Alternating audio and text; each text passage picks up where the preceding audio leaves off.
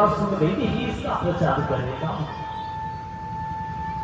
मेरे बंधुओं, अब वेद व्यास जी महाराज भागवत की कथा में पांडवों के कुल की कथा को सम्मानित करते हैं, जो महाभारत से कुछ अंश लिया गया है। क्योंकि भागवत के मुख्य श्रोता परीक्षित जी महाराज का जन्म पांडवों के कुल में हुआ है। तीसरे दिवस की कथा में श्रोता और वक्ता एक जगह होते हैं, तब भागवत की मुख्य कथा प्रारंभ होती है।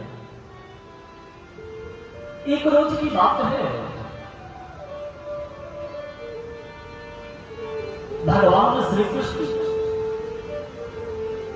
द्रौपदी के 5 पुत्रों से कहा, आप सभी मेरे साथ यमुना नदी में स्नान करने के लिए चलो। रात्रि के चतुर्थ पहर का समय था। द्रौपदी के पुत्रों को श्री कृष्ण की बात को अनसुना कर दिया और वे सोए रहते हैं। भगवान श्री कृष्ण स्नान करने चले गए। इधर अश्वत्थामा ने मौका देखकर द्रौपदी के पुत्रों की ब्रह्मास्त्र का प्रयोग किया। द्रौपदी के 5 पुत्र गोविंदाय नमो नमः हो गए, परमात्मा के प्यारे हो गए। अब द्रौपदी रुदन करती है, नेत्रों से अश्रुधारा की आती है। पहले जब द्रौपदी रुदन करती थी तो द्वारिकाधीश दौड़ कर आते थे द्रौपदी के लाज की रक्षा करने के लिए। आज द्वारिकाधीश ही नहीं पहुंच रहे हैं।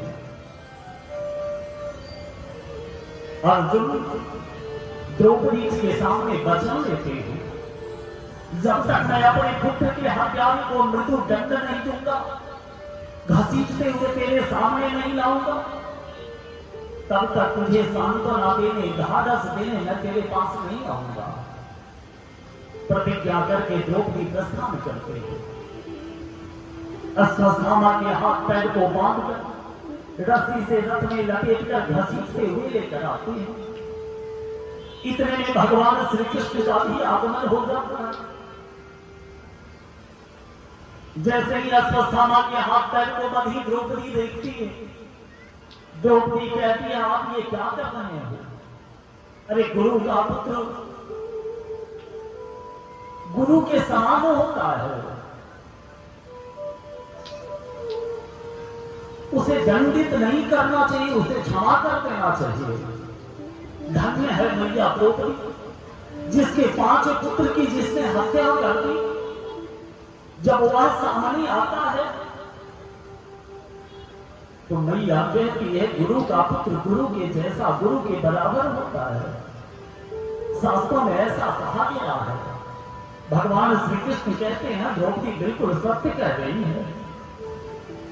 तो अर्जुन कहते हैं, महाराज शास्त्रों में तो ये भी लिखा है ना, गुरु का पुत्र ब्राह्मण अगर नीच कर्म करने वाला हो, दुराचारी हो, तो उसे दंडित करना चाहिए। श्री कृष्ण ने कहा, बिल्कुल शास्त्र में यह भी लिखा है, परंतु मृत्यु की वेदना मनुष्य को एक बार कष्ट प्रदान करती है,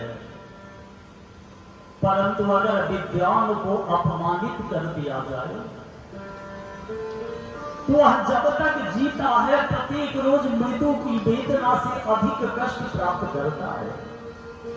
अश्वत्थामा के माथे पे जो मणि है ना, जिसके कारण अश्वत्थामा तेज युक्त है, अगर उसके मणि को हटा दिया जाए तो अश्वत्थामा मृत पशु के जैसा हो जाएगा।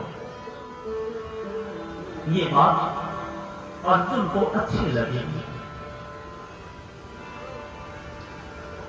भगवान